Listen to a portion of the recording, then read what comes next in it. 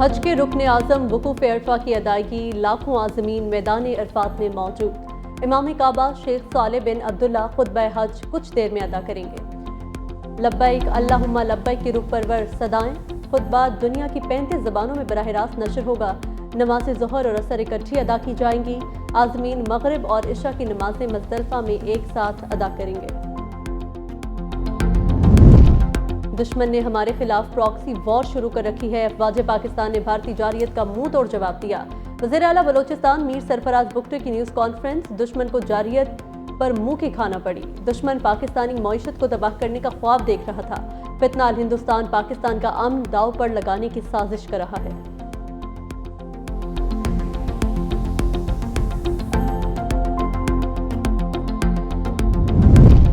امریکہ غزہ جنگ بندی میں رکاوٹ بن گیا۔ سلامتی کونسل میں مستقل جنگ بندی کی قرارداد ویٹو کر دی۔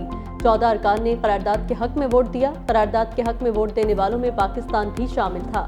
امریکہ کی نائب سفیر ڈوروتھی شیا نے کہا کہ امریکی مخالفت پر کسی کو حیرانی نہیں ہونی چاہیے۔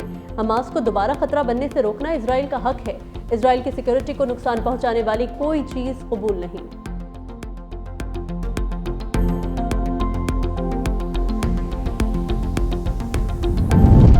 کراچی ڈیفنس میں نوجوان کو تشدد کا نشانہ بنانے کا مقدمہ۔ عدالت نے ملزمان کی درخواست ضمانت مسترد کر دی۔ متاثرہ نوجوان سدھیر نے ملزمان کو معاف کر دیا۔ بیان میں کہا کہ غلطی میری تھی، گاڑی سے ٹکرا گیا۔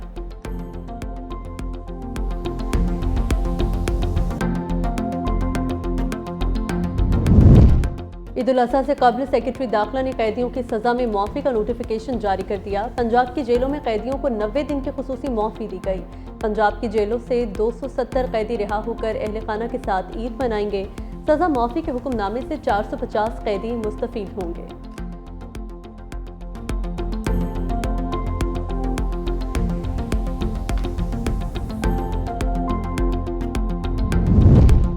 جمرود کے علاقے میں پانی کے تنازع پر 2 فریقین میں فائرنگ۔ 2 بھائیوں سمیت 4 افراد جاں بحق۔ واردات کے بعد ملزم روپوش ہو گئے۔ پولیس کے مطابق کنویں سے پانی کے حصول پر تنازع ہوا۔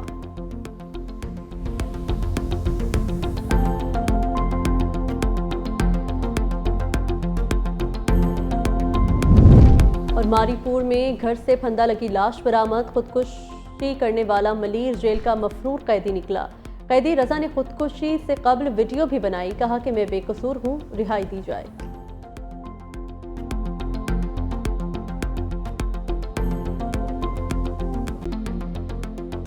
حج کا رکن اعظم وقوف عرفہ آج ادا کیا جائے گا۔ لبیک اللہم لبیک کی روح پرور صدائیں۔ لاکھوں عازمین میدان عرفات میں جمع ہونا شروع۔ مسجد نمرہ میں خطبہ حج ہوگا۔ امام کعبہ شیخ صالح بن عبداللہ خطبہ دیں گے۔ خطبہ دنیا کی 34 زبانوں میں براہ راست نشر ہوگا۔ نماز ظہر اور عصر اکٹھی ادا کی جائیں گی۔ حجاج اپنے رب کے حضور گڑ گڑا کر دعائیں کریں گے۔ غروب آفتاب کے ساتھ ہی نماز مغرب ادا کیے بغیر مزدلفہ روانہ ہوں گے۔ مغرب اور عشاء کی نمازیں مزدلفہ میں ایک ساتھ ادا کی جائیں گی۔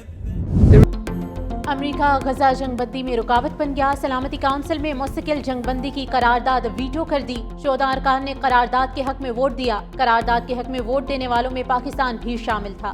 امریکہ کی نائب سفیر نے کہا کہ امریکی مخالفت پر کسی کو حیرانی نہیں ہونی چاہیے۔ حماس کو دوبارہ خطرہ بننے سے روکنا اسرائیل کا حق ہے۔ اسرائیل کی سیکیورٹی کو نقصان پہنچانے والی کوئی چیز قبول نہیں۔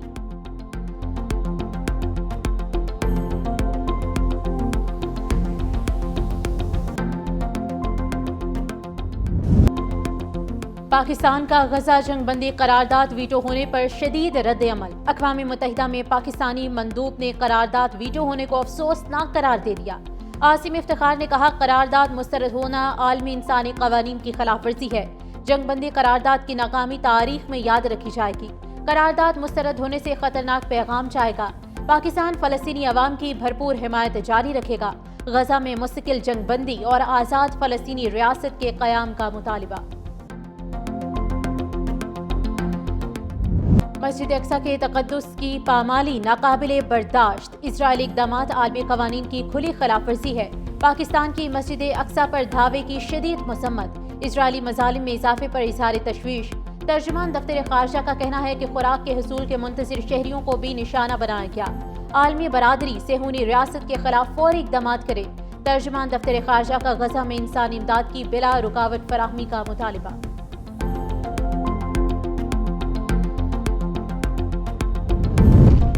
بلاول بھٹو کی قیادت میں پاکستانی سفارتی مشن نے مودی اور بھارت کا مکروہ چہرہ بے نقاب کر دیا۔ پاکستانی وفد کی کانگریس میں پاکستان کاکس کے سربراہ ٹام سازی سے ملاقات، بھارت کی جارحیت کا خلاصہ کر دیا۔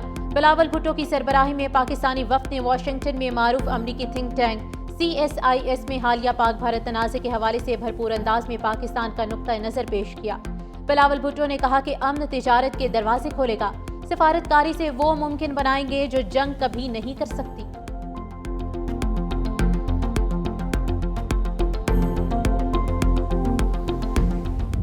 وزیر اعظم کا مودی کے خلاف سفارتی مہم کا دوسرا راؤنڈ، شہباز شریف آج سعودی عرب کا اہم دورہ کریں گے۔ مکہ مکرمہ میں سعودی ولی عہد محمد بن سلمان سے ملاقات ہے۔ وزیر اعظم بھارت سے کشیدگی کے دوران پاکستان کی حمایت پر شکریہ ادا کریں گے۔ ملاقات میں اہم سیکٹرز میں سرمایہ کاری سے متعلق بھی بات چیت ہوگی۔ وزیر اعظم شہباز شریف عید الاضحیٰ بھی سعودی عرب میں منائیں گے۔ فیلڈ مارشل عاصم منیر، نائب وزیر اعظم اسحاق ڈار اور وفاقی وزراء بھی وزیر اعظم کے ہمراہ ہوں گے۔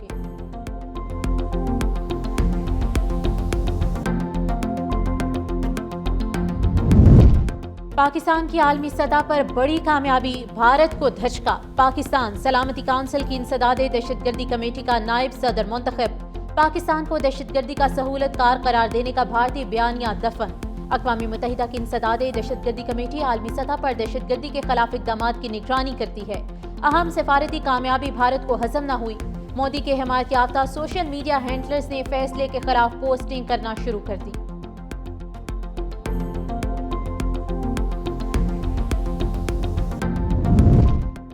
امریکی اخبار نے بھارتی میڈیا پر چلنے والی فیک نیوز کا پول کھول دیا۔ واشنگٹن پوسٹ کے مطابق بھارتی میڈیا نے 9 مئی کو پاکستان میں فوجی بغاوت اور آرمی چیف کی گرفتاری کی جھوٹی خبر انتہائی زور و شور سے چلائی۔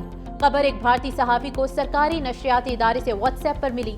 منٹوں میں پورے بھارتی میڈیا کی بریکنگ نیوز بن گئی۔ خبر مکمل جھوٹ پر مبنی تھی۔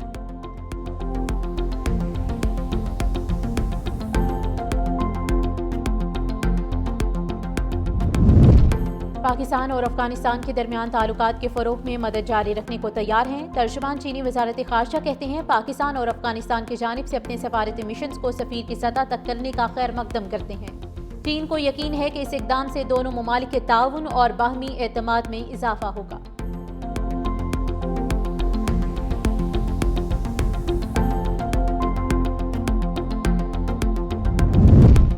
پاکستان کے رافیل گرانے پر چینی طیاروں کی مانگ بڑھ گئی۔ انڈونیشیا کا چین سے J-10 طیارے خریدنے پر غور۔ انڈونیشیا کے نائب وزیر دفاع ڈونی ایرماوان کا کہنا ہے کہ چین سے طیاروں کی خریداری کا جائزہ لے رہے ہیں۔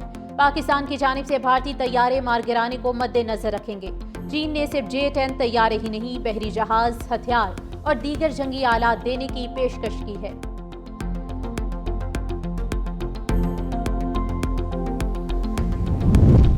وزیر اعلیٰ سندھ مراد علی شاہ کی وفاقی وزیر داخلہ اور چیئرمین PCB محسن نقوی سے ملاقات۔ سندھ میں کرکٹ کے فروغ، میچز کے انعقاد اور سٹیڈیمز کی تعمیر نو کے امور پر گفتگو۔ نیاز اسٹیڈیم حیدرآباد کی عالمی معیار کے مطابق اپ گریڈیشن کا فیصلہ۔ وزیر اعلیٰ سندھ مراد علی شاہ نے کہا کہ نیاز اسٹیڈیم میں سہولتوں کو مل کر بہتر بنائیں گے۔ چیئرمین PCB نے کہا کہ کرکٹ کے نئے وینیوز پر کام کر رہے ہیں۔ حیدرآباد اور فیصل آباد میں بین الاقوامی کرکٹ کی بحالی پہلی ترجیح ہے۔ پنجاب حکومت کا عید الاضحیٰ پر صفائی کا پلان تیار۔ وزیر اطلاعات پنجاب عظمہ بخاری کی صوبائی وزراء کے ہمراہ نیوز کانفرنس۔ کہا ہر شہر اور گاؤں میں صفائی کے انتظامات مکمل کر لیے، علائشوں کو بروقت ٹھکانے لگایا جائے گا۔ اشیاء کی قیمتوں میں اضافے کی روک تھام کے لیے بھی اقدامات کیے گئے۔ وزیر بلدیات ذیشان رفیق نے بتایا کہ پنجاب میں 1 کروڑ 20 لاکھ بیگ فراہم کیے جائیں گے۔ شہری 1139 پر کال کر کے بھی بیگ منگوا سکتے ہیں۔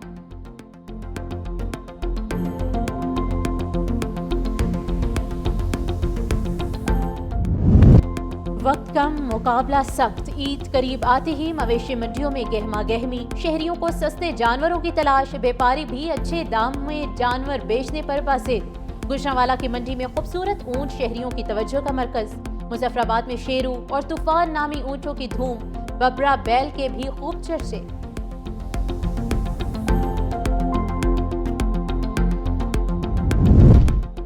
ملک کے بیشتر علاقوں میں آج موسم گرم اور خشک رہنے کا امکان، بالائی KP، جنوبی پنجاب اور شمال مشرقی بلوچستان میں آندھی اور بارش متوقع۔ اسلام آباد میں مطلع جزوی ابر آلود رہے گا۔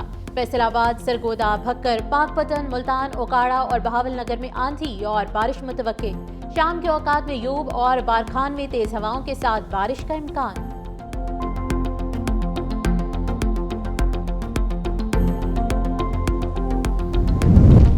DI خان میں نجی کمپنی کے 11 ملازمین اغوا، ملزمان نے دوماندہ ہائی وے سے ملازمین کو اغوا کیا، پولیس نے 6 کو بازیاب کرا لیا۔ اغواکار 5 ملازمین کو لے گئے۔ کمپنی ملازمین اسلام آباد سے باراستہ DI خان کوئٹہ جا رہے تھے۔ اغواکار 5 ملازمین کو گاڑیوں سمیت اغوا کر کے لے گئے۔